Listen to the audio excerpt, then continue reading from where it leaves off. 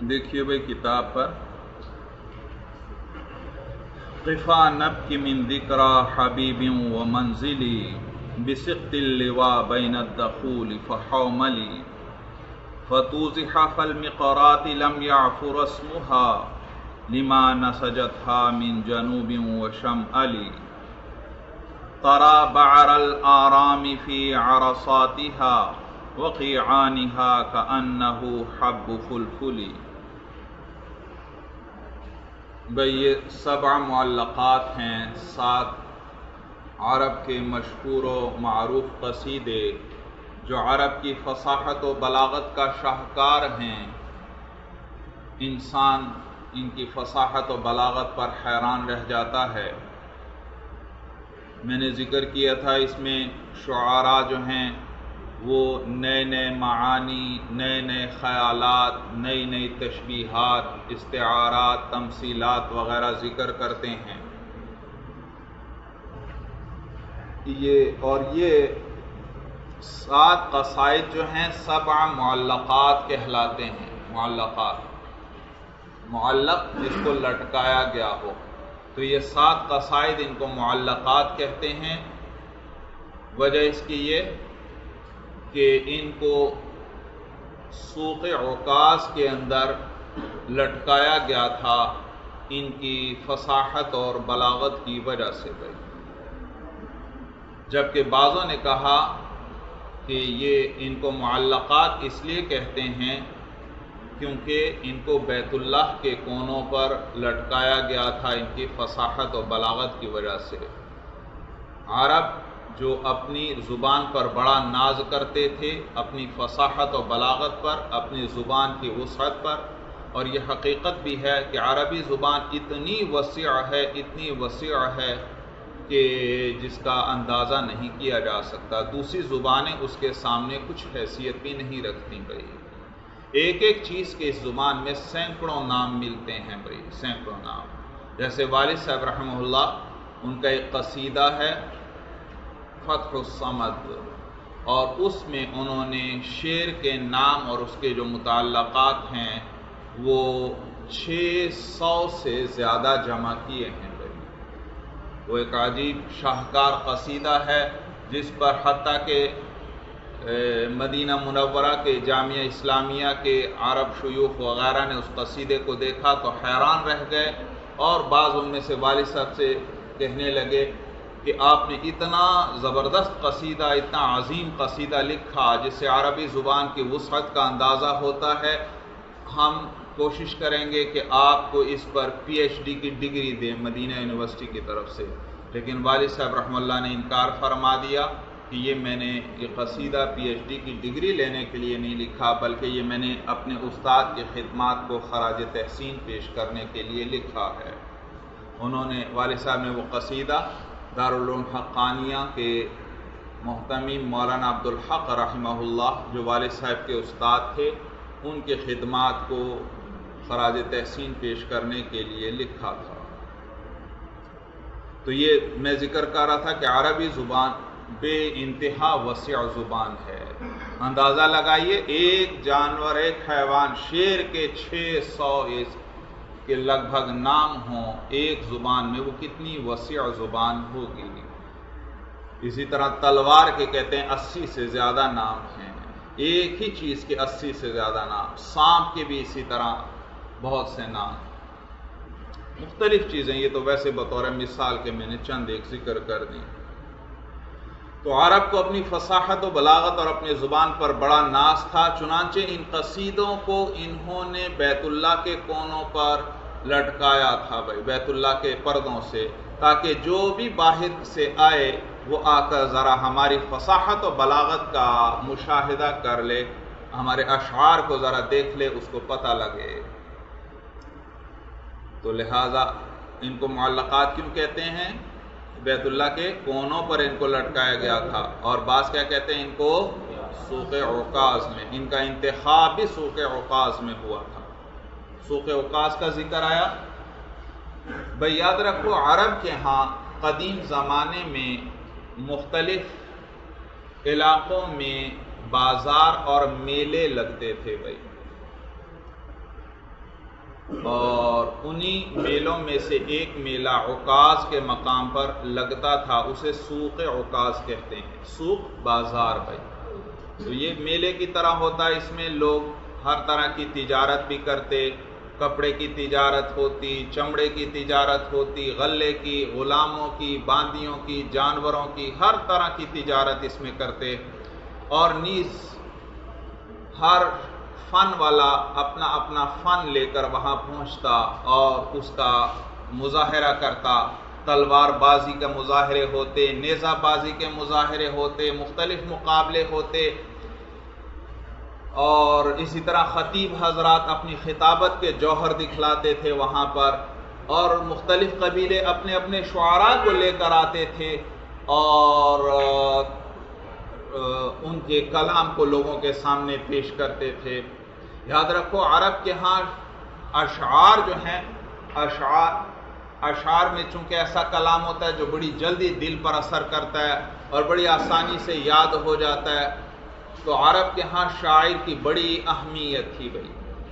اور کسی بھی قبیلے کا شاعر اس قبیلے کا بے تاج بادشاہ ہوا کرتا تھا۔ سارے قبیلے والے اس کی اس طرح عزت اور احترام کرتے تھے جیسے وہ ان کا بادشاہ ہو،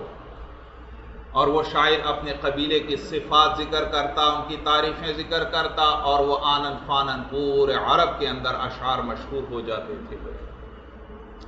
تو سوق عکاظ کے اندر بھی شعراء آتے، عرب میں مختلف مواقع پر مختلف جگہوں پر بازار لگتے تھے بھائی، مختلف جگہوں پر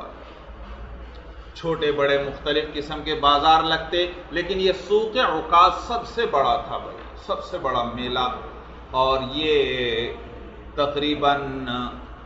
بعضوں نے لکھا 15 دن تک، 15 ذی القعدہ سے لے کر آخر ذی القعدہ تک یہ ہوتا تھا، جبکہ بعضوں نے لکھا کہ یہ 1 ذی القعدہ سے 20 ذی القعدہ تک یہ 20 دن جاری رہتا تھا بھائی، 20 دن۔ اور وہ اس زمانے کے اندر سفر وغیرہ بڑا مشکل تھا، ہر جگہ راستے میں ڈاکوں وغیرہ کا خطرہ رہتا، اور عرب کے ہاں تو معمولی بات پر قتل کر دیا کرتے تھے، بعض قبیلے والے ڈاکے وغیرہ ڈالتے، معمولی باتوں پر لوگوں کو قتل کر دیا کرتے تھے، تو اس زمانے میں سفر بڑا مشکل تھا، لیکن اللہ نے ان پر خاص رحمت فرمائی تھی اور انہیں حرمت والے چند مہینے عطا فرما دیے۔ آپ نے بھی پڑھا ہوگا اشہر حرم بھائی، حرمت والے مہینے، یہ 4 مہینے ہیں بھائی، ایک رجب ہے رمضان سے قبل، شوال سے قبل، اور 3 مہینے اکٹھے ہیں، ذوالقعدہ، ذوالحج اور محرم، تو یہ 4 مہینے، اور عرب کے دلوں میں ان مہینوں کی حرمت بے انتہا زیادہ تھی، وہ اتنا ان مہینوں کا احترام کرتے تھے کہ بیان سے باہر ہے۔ جیسے آپ حضرات کے دلوں میں بیت اللہ کی محبت، عقیدت اور حرمت ہے، یا جیسے آپ لوگوں کے دلوں میں قرآن کی محبت اور عظمت ہے، اسی طرح ان کے دلوں میں ان مہینوں کی محبت اور عقیدت تھی، بلکہ اس تعظیم کے سلسلے میں وہ مسلمانوں سے بھی آگے بڑھے ہوئے معلوم ہوتے ہیں، کیونکہ آج کل آپ دیکھتے ہیں بہت سے مسلمان بھی کیا کرتے ہیں، ان شعائر اسلام کی پرواہ نہیں کرتے، ان کی تعظیم نہیں کرتے، لیکن وہ قبیلے اس زمانے کے اندر بہت ہی نادر کوئی ایک آدھ واقعہ ملتا ہے کہ کسی نے ان مہینوں کی حرمت نہیں کی، ورنہ اتنا احترام تھا ان مہینوں کا کہ عرب والے جو معمولی بات پر قتل کر دیتے تھے، اور ایک قتل کے بدلے کئی قتل جب تک نہیں کر دیتے تھے اس وقت تک ان کے غصے کی آگ ٹھنڈی نہیں ہوتی تھی۔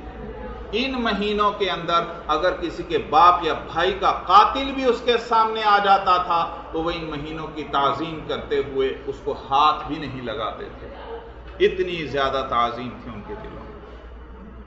تو اللہ نے ان کو یہ انعام دے دیا تھا، اور چنانچہ اسی وجہ سے ان مہینوں کے اندر وہ بلا خوف و خطر سارے عرب میں لوگ سفر کرتے اور تجارت کرتے تھے، کیونکہ ان مہینوں میں کوئی خطرہ نہیں محسوس کرتے تھے۔ اگر یہ حرمت والے مہینے بھی نہ ہوتے تو پھر تو سارا عرب قید خانہ بن جاتا بھائی، کوئی سفر کر ہی نہیں سکتا، جدھر نکلو گے ڈاکو ٹکرا جائیں گے اور پھر کسی ایک کو بھی نہیں چھوڑیں گے، مال بھی لوٹ لیں گے اور جان کا بھی خطرہ ہے، پتہ نہیں چھوڑتے ہیں زندہ یا نہیں چھوڑتے۔ تو یہ اللہ کے بڑا انعام تھا ان پر۔ تو سوق عکاظ تھا، یہ اشہر حرم میں، یعنی میں نے ذکر کر دیا ذوالقعدہ کے مہینے میں لگتا تھا۔ تو اور بھی بعض بازار لگا کرتے تھے میلے وغیرہ عرب کے اندر، اور اس میں ہمیشہ کوئی نہ کوئی قبیلہ اس کا نگران ہوتا تھا اور وہ تاجروں وغیرہ سے آنے والوں سے ٹیکس لیا کرتا تھا، ان کی حفاظت کی ذمہ داری لیتے ہوئے کہ ہم تمہاری جب تک تم اس میں ہو ہم تمہاری حفاظت کریں گے، اور ان سے ٹیکس لیتے تھے اس کا۔ اور صرف اسی کے ٹیکس نہیں دینا پڑتا تھا، بلکہ آپ نے اس بازار تک پہنچنا ہے تو راستے میں جس قبیلے کی زمین سے گزریں گے وہ بھی حفاظت کا ٹیکس لیا کرتے تھے کہ ہمارے علاقے میں تمہیں کوئی ہاتھ نہیں لگائے گا۔ تو وہ ایک راستے کا بھی ٹیکس دینا پڑتا اور پھر وہاں میلے میں شرکت کے بھی ٹیکس دینا پڑتا تھا، لیکن سوق عکاظ میں ایسی کوئی بات نہیں تھی، راستے کا بھی ٹیکس نہیں، کیونکہ یہ حرمت والے مہینے تھے جن میں کوئی کسی کو کچھ نہیں کہتا تھا، اور پھر وہ جو جگہ تھی وہ بھی بڑی امن والی تھی، وہاں پر بھی کوئی ٹیکس وغیرہ قبیلہ نہیں لیتا تھا۔ اس عکاظ جو ہے عکاظ یہ مکہ مکرمہ اور طائف کے درمیان ایک جگہ ہے، بعضوں نے لکھا عرفات کے قریب ہے، جبکہ بعضوں نے کہا کہ یہ طائف اور مکہ کے درمیان ایک جگہ ہے، مکہ سے 3 رات کے فاصلے پر ہے اور طائف سے 1 رات کے فاصلے پر، یعنی طائف کے قریب ہے یہ جگہ۔ اور تو یہ ایک نخلستان ہے، یہاں پر یہ میلہ لگتا تھا، اور اس کے اندر بڑا دخل قریش والوں کا بھی تھا، لیکن اس میلے کے اس بازار کے نگران اعلیٰ جو تھے وہ بنو تمیم والے تھے۔ بنو تمیم عرب کا ایک بڑا قبیلہ تھا بھائی، بنو تمیم والے، اور بنو تمیم والے جو تھے وہ اس کے نگران اعلیٰ تھے۔ بنو تمیم کے رئیس کی مجلس وہاں ہوا کرتی تھی جو بڑی ہی محترم تھی، اور کہیں پر بھی کوئی کسی کے لوگوں میں کہیں جھگڑا ہوتا یا کہیں چیزوں کے نرخ وغیرہ قیمت کے اندر اختلاف ہوتا تھا تو بنو تمیم کا رئیس جو ہے وہ فیصلہ کیا کرتا تھا بھائی، اور سارے اس کے فیصلے کے سامنے سر تسلیم خم کیا کرتے تھے بھائی۔ تو بڑے بڑے سب لوگ اس میں پیش ہوتے اور اپنے اپنی فنون کا مظاہرہ کرتے تھے، شاعر حضرات بھی آتے اور اپنا کلام پیش کرتے تھے۔ تو اسی بازار کے اندر یہ 7 قصائد کا انتخاب کیا گیا تھا، 7 قصائد کا، اور ان بازار والوں کا انتخاب آج تک مسلم ہے، آج تک تمام عرب تسلیم کرتے ہیں کہ یہ جو 7 قصیدے ہیں ہماری فصاحت و بلاغت کا شاہکار ہیں۔ ان کے عرب کے دیہات میں آج بھی آپ چلے جائیں آپ کو وہاں بچوں کی زبان پر یہ اشعار ملیں گے بھائی، پورے پورے قصیدے ان کو زبانی یاد ہوتے ہیں بھائی۔ یہ ہیں بھی چھوٹے چھوٹے قصیدے، تو کوئی کسی میں 80 شعر ہیں، کسی میں 100 شعر ہیں۔ اور یہ جو سوق عکاظ ہے اس کی ابتدا ہوئی تھی، کوئی مورخین فرماتے ہیں کہ حضور صلی اللہ علیہ وسلم کی عمر مبارک جب 15 سال تھی اس زمانے میں یہ سوق عکاظ شروع ہوا، جبکہ بعضوں نے کچھ سال پیشتر کا لکھا کہ حضور کی پیدائش سے کچھ سال پہلے اس کا آغاز ہوا، اور پھر یہ 129 ہجری تک اسلام کے آنے کے بعد بھی یہ جاری رہا، لیکن 129 ہجری میں خوارج کے حملوں کی وجہ سے یا ان کے خوف کی وجہ سے یہ منعقد نہ ہوا، اور پھر اس کے بعد بھی کبھی منعقد نہ ہو سکا۔ تو یہ بازار ان عربوں کی تجارتی سرگرمیوں کا بہت بڑا مرکز ہوتے تھے، ان دنوں میں وہ خوب کھل کر تجارت کیا کرتے تھے، غلے وغیرہ مال ہر چیز کی تجارت کرتے تھے، اور پھر اس میں جو مقابلے ہوتے شاعروں کے، خطیبوں کے وغیرہ، اس سے اس عربی زبان کی نشو و نما میں بھی اس کا بہت بڑا حصہ تھا۔ عربی زبان جو ہے وہ ترقی کرتی چلی گئی ان چیزوں کی وجہ سے۔ حضور صلی اللہ علیہ وسلم بھی یہ سوق عکاظ میں اور بعض دوسرے اسواق کے اندر دعوت اسلام دینے کے لیے تشریف لے جایا کرتے تھے۔ اور آپ نے وہ قرآن میں سورہ جن کے اندر آتا ہے قُلْ أُوحِيَ إِلَيَّ أَنَّهُ اسْتَمَعَ نَفَرٌ مِّنَ الْجِنِّ، جب حضور صلی اللہ علیہ وسلم فجر کی نماز میں قرآن کی تلاوت فرما رہے تھے اپنے چند صحابہ کے ساتھ، تو یہ وہ سوق عکاظ کی طرف تشریف لے جا رہے تھے، اور وہیں پر اس کے قریب راستے میں فجر کی نماز اپنے چند ساتھیوں صحابہ کے ساتھ ادا فرما رہے تھے کہ جنات کی ایک جماعت، جنات تو آسمانوں پر جاتے تھے اور وہاں کی خبریں لایا کرتے تھے، تو اس زمانے میں بڑی سختی شروع ہو گئی، فرشتوں نے سخت حفاظتی انتظامات کیے، جنات کا اوپر جانا بند ہو گیا۔ اگر ان میں سے کوئی ایک خبر ان کی اڑانے کی کوشش کرتا تھا تو آگ کا گولا اسے جلا کر ختم کر دیتا تھا اس جن کو۔ تو جنات حیران تھے، پریشان تھے کہ یہ کیا ہوا ہے، اتنے سخت حفاظتی انتظامات ہوئے ہیں، یقیناً کوئی خاص بات ہوئی ہے۔ چنانچہ انہوں نے اپنی جماعتیں روانہ کی کہ جاؤ گھومو چکر لگاؤ دنیا کے اندر کہ کیا خاص بات ہوئی ہے کہ ہمارا آسمانوں پر جانا بند کر دیا گیا، اب ہمیں کوئی خبر سننے نہیں دی جاتی۔ تو وہاں جنات کی ایک جماعت گزری اور حضور صلی اللہ علیہ وسلم صحابہ کو فجر کی نماز پڑھا رہے تھے۔ سرور کونین صلی اللہ علیہ وسلم کی زبان ہو اور قرآن جیسا کلام ہو، ان جنات نے سنا تو وہیں پر ایمان لے آئے، اور پھر جا کر اپنی قوم کو بھی انہوں نے دعوت دی، جس کا ذکر قرآن کے اندر بھی آتا ہے۔ تو یہ حضور صلی اللہ علیہ وسلم کہاں تشریف لے جا رہے تھے؟ سوق عکاظ کے اندر۔ بھائی عکاظ عین کاف چھوٹا ہے، الف اور ضا ہے، طازا عکاظ۔ تو اس بازار میں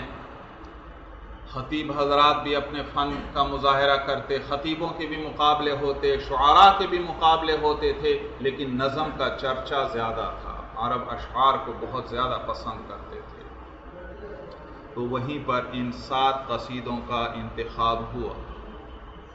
ہاں البتہ ایک بات یاد رکھیے کہ ابتدا میں یہ قصائد جو ہیں معلقات نہیں کہلاتے تھے بھائی، ایک اسلام آنے کے بعد بھی 1-2 صدیوں تک یہ قصائد معلقات نہیں کہلاتے تھے، اور قصائد مشہورہ وغیرہ کے نام سے ان کو ذکر کیا جاتا تھا کہ عرب کے وہ جو مشہور قصیدے ہیں، لیکن پھر بعد میں آہستہ آہستہ ان کا نام معلقات سے مشہور ہو گیا۔ اور ان میں سے یہ پہلا قصیدہ جو ہے امرؤ القیس کا ہے بھائی آپ کے سامنے، قفا نبک من ذکرى حبیب ومنزلی بسقط اللواء بین الدخول فحوملی۔ امرؤ القیس یہ شہزادہ تھا بھائی، شہزادہ، اور اس کا نام، یہ امرؤ القیس اس کا لقب ہے، اس کا نام نہیں ہے، اس کا نام اصل میں ہے حندج، حندج، حا نون دال جیم، حندج، اور یہ شہزادہ تھا، یہ بیٹا ہے حجر ابن حارث ابن عمر کا۔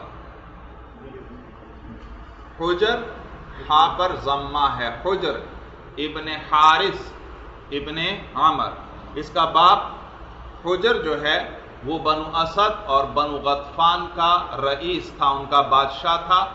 اور تقریباً 60 سال تک وہ ان کا رئیس رہا بھائی،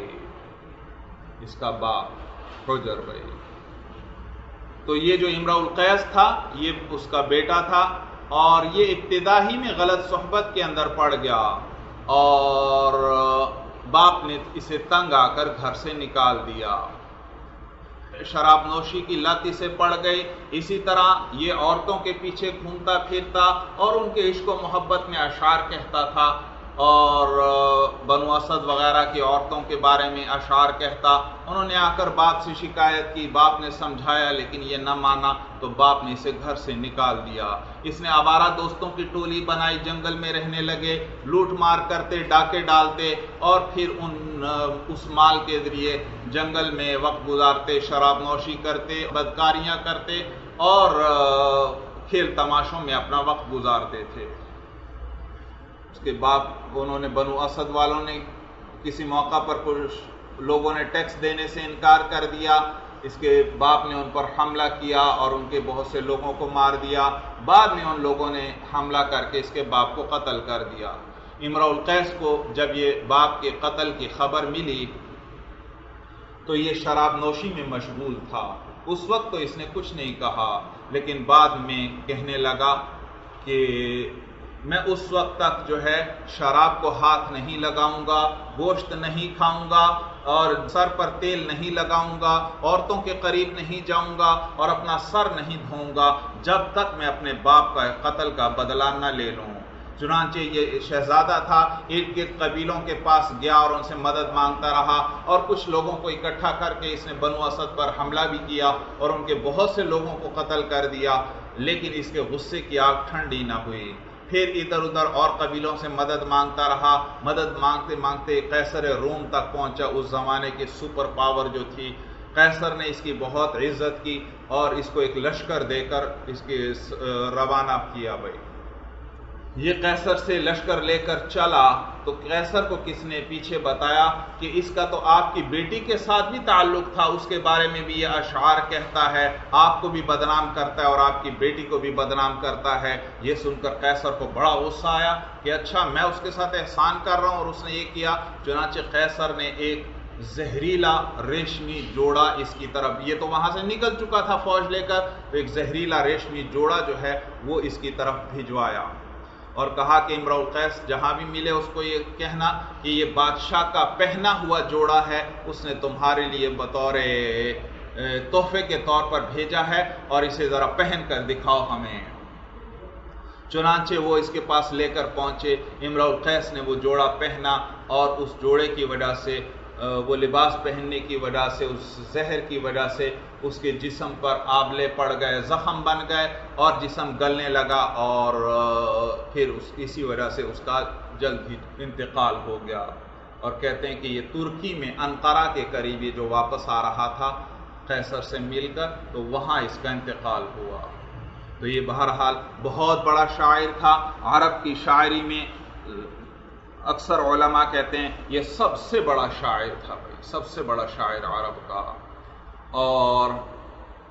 حدیث میں بھی اس کا ذکر آتا ہے. حدیث میں حضور صلی اللہ علیہ وسلم فرماتے ہیں اس امرؤ القیس کے بارے میں، یجیء یوم القیامہ حاملا لواء الشعراء الی النار، کہ قیامت کے دن یہ شعراء کا جھنڈا تھامے ہوئے آئے گا، یعنی ان کی قیادت کرے گا، سارے شاعر اس کے ساتھ ہوں گے اور ان سب کو لے کر یہ جہنم کی طرف چلا جائے گا، ان کو جہنم میں اپنے ساتھ لے جائے گا. تو یہ اسلام سے کچھ پہلے گزرا ہے بھائی، کچھ ہی پہلے، بالکل اسلام کے قریب کے زمانے میں.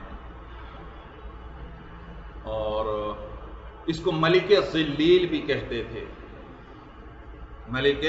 ذلیل، چونکہ یہ بہت شراب پیتا تھا، عورتوں کے پیچھے گھومتا پھرتا تھا، ان کی محبت کے اشعار کہتا رہتا تھا، تو اس لیے اس کو ملک ذلیل کہتے تھے کہ بڑا گمراہ بادشاہ، بڑا گمراہ. اور اس کے اشعار انسان پڑھتا ہے، اس کی فصاحت و بلاغت پر انسان حیران رہ جاتا ہے بھائی.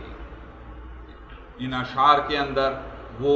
اپنے عشق کو ذکر کرتا ہے، اپنی آوارگی کو ذکر کرتا ہے، اپنے عاشقہ کے حسن و جمال کو ذکر کرتا ہے، اور اسی طرح عام چیزیں جن کا عام دیہات والے لوگ مشاہدہ کرتے ہیں، جیسے بارش ہے، بجلی ہے، بادل ہیں، سیلاب ہے، گھوڑا ہے وغیرہ، ان چیزوں کا وہ ذکر کرتا ہے، ان کو بیان کرتا ہے، لیکن ایسے فصیح و بلیغ انداز میں کہ انسان سر دھننے لگتا ہے. عجیب خوشگوار انداز میں ان کو ذکر کرتا ہے کہ انسان حیران رہ جاتا ہے. وہی عام چیزیں دیہات والے سب دیکھتے ہیں، ان چیزوں کا مشاہدہ بھی کرتے ہیں، لیکن یہ کیا کرتا ہے، انہی کو بڑے ہی حسین و جمیل اور فصیح و بلیغ پیرائے میں ان کو بیان کرتا ہے. جی اب دیکھیے بھائی کتاب پر بھائی اس کا یہ قصیدہ، قفا نبکی من ذکر حبیب و منزلی بسقط اللواء بین الدخول فحوملی، یہ 81 اشعار ہیں بھائی، یہاں پر 81 اشعار. اور اس کو قصیدہ لامیہ کہتے ہیں، لامیہ، چونکہ اس کے ہر شعر کے آخر میں لام آ رہا ہے، اس لیے اس کو قصیدہ لامیہ کہتے ہیں. تو آخری حرف کے اعتبار سے اس کا نام رکھا جاتا ہے. مثلا اگر آخر میں دال آئے گا تو قصیدہ دالیہ، تو آخری حرف کے اعتبار سے اس کا نام رکھا جاتا ہے. ہاں، اب میں سے کسی کے ذہن میں یہ بات آ سکتی ہے کہ جب حدیث میں آ گیا یجو یوم القیامت حاملا لواء الشعراء الی النار، کہ جب یہ جہنمی شخص ہے تو پھر اس کی اشعار ہم پڑھتے کیوں ہیں؟ تو بھائی بات یہ ہے کہ یہاں جہنمی یا جنتی ہونے کی بات نہیں ہو رہی، اصل میں عربی ادب کے اندر جو ان کا سب سے عمدہ کلام ہے، تمام عرب کے ہاں مسلمہ یہ ان کلاموں میں سے ہے، تو ہم اس عرب کے بہترین کلام کو پڑھیں گے تو ہمیں عربوں کی فصاحت اور بلاغت کا پتہ چلے گا۔ جب عربی زبان کی فصاحت و بلاغت کا ہمیں پتہ چلے گا، پھر ہم اس کے ساتھ قرآن کا جب موازنہ کریں گے تو دیکھیں گے قرآن کی تو یہ گرد کو بھی نہیں پہنچ سکتا، قرآن تو اس سے اتنا اعلیٰ ہے کہ بیان ہی نہیں کیا جا سکتا۔ تو لہذا قرآن کی فصاحت و بلاغت کو کامل طور پر پہچاننے کے لیے ضروری ہے کہ آپ عربوں کے اعلیٰ ترین کلام کے نمونے دیکھیں، ان کی فصاحت و بلاغت کو دیکھیں اور ان کے کلام کی خوبیاں دیکھیں، اور پھر اس کے بعد جب آپ قرآن میں دیکھیں گے تو آپ کو اندازہ ہوگا کہ قرآن تو ان کے کلام سے کئی گنا بہتر ہے بھائی۔ تو یہاں عربی کی فصاحت و بلاغت کو ہم نے جاننا ہے، ان کے کلام کی بلندی کو پہچاننا ہے کہ ان کا اعلیٰ سے اعلیٰ کلام یہ ہے، سب سے زبردست ان کا کلام یہ ہے، وہ خود تمام عرب مانتے ہیں، اور سینکڑوں سال سے آج تک 1400-1500 سال گزر گئے، عرب آج بھی کہتے ہیں ہمارا سب سے بہترین کلام یہی ہے۔ بات سمجھ میں آ گئی؟ تو لہذا اس کو پڑھیں گے تو ہم عربی کی فصاحت و بلاغت کا اندازہ ہو سکے گا، اور پھر اس کے ذریعے قرآن کی فصاحت و بلاغت اور اس کے اعجاز کا ہمیں پتہ چلے گا بھائی۔ چلیے بس بھائی، اشعار پھر اگلے سبق میں شروع کریں گے۔ چلیے بس بھائی، ھذا ھو المرام، اللہ اعلم بحقیقت الکلام۔